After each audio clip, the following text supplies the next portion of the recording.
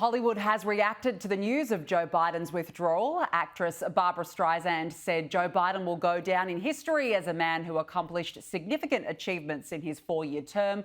We should be grateful for his upholding of our democracy. Sher wonders whether the Democrats need to really think outside the box to win, saying it's the only chance for America to remain a democracy. And singer Charlie XCX tweeted, "Kamala is brat," which is apparently a good thing. Now, there is one person we're yet to hear from, Meghan Markle. I'm rolling my eyes too.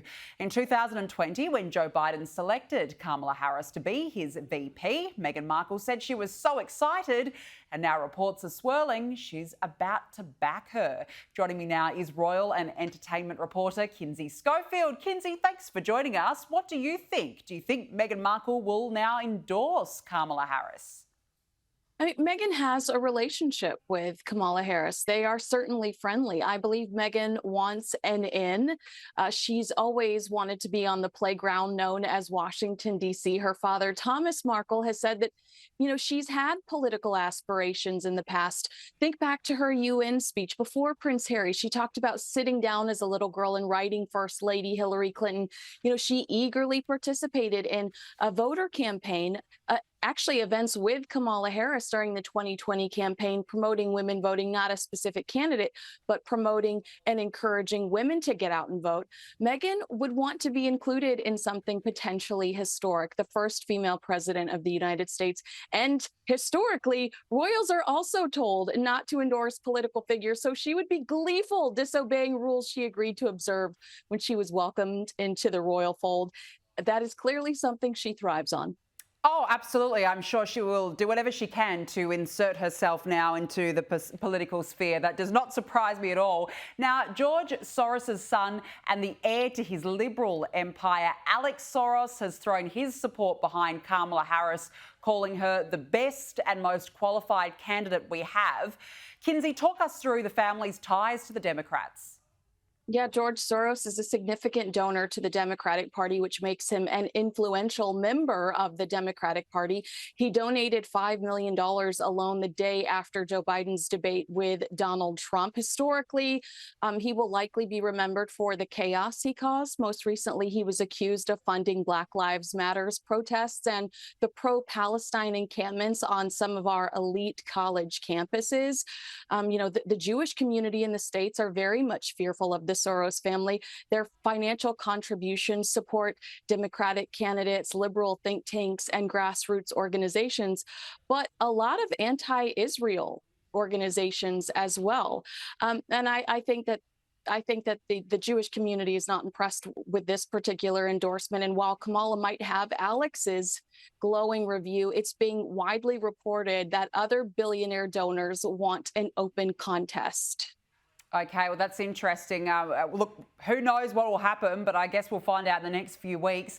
Now, let's turn to the royals, because the Princess of Wales has released a really beautiful portrait of her son, Prince George, as the future king celebrates his 11th birthday. I've got to say, when I first looked at this, Kinsey, I thought he really does look a splitting image of his father. And are those Taylor Swift friendship bracelets on his wrist?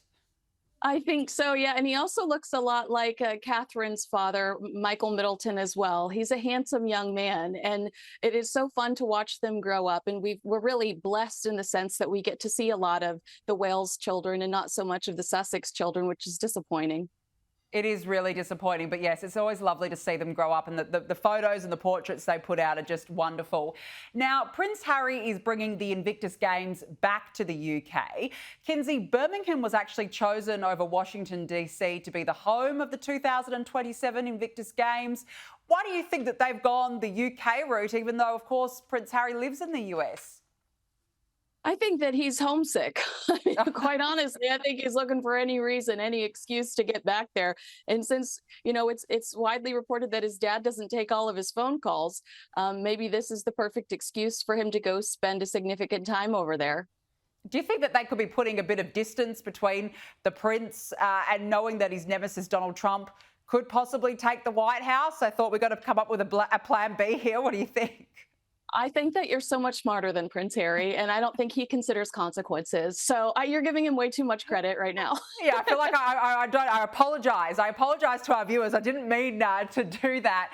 Now, look, Meghan's attempts to emulate Princess Diana just seem to know no bounds, Kinsey, because she was spotted in Montecito wearing a £28,200 Cartier watch, which looks very similar to the one owned by Princess Diana.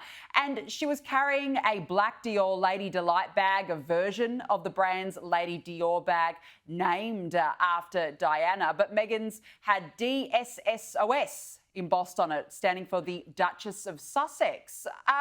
Kinsey, I don't know. When I first saw this, I thought, is she trying to be desperate? What's the rationale here, do you think?